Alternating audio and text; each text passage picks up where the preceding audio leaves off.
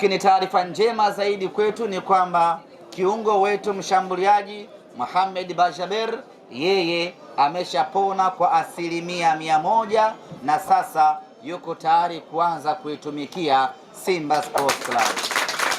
Ameshafanya mazoezi takriban wiki 2 na sasa ameanza kutengemaa kwa ajili ya kuitumikia klabu yetu. Na juzi kwenye mchezo wa kirafiki dhidi ya JKT Tanzania alipata nafasi ya kucheza na amecheza mwanzo kwa dakika 30 na baadaye mwalimu akampumzisha.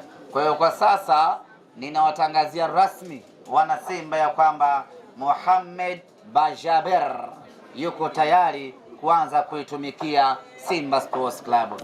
Ninafahamu wengi tulikuwa na shauku kubwa, wengi tulikuwa na hamu kubwa, wengi tulikuwa na mzuka wa kutosha wa kumuona Mohamed Bajaber, na mimi niwaambie wana Simba ya kwamba Bajaber yuko tayari kuanza kuonesha makali yake.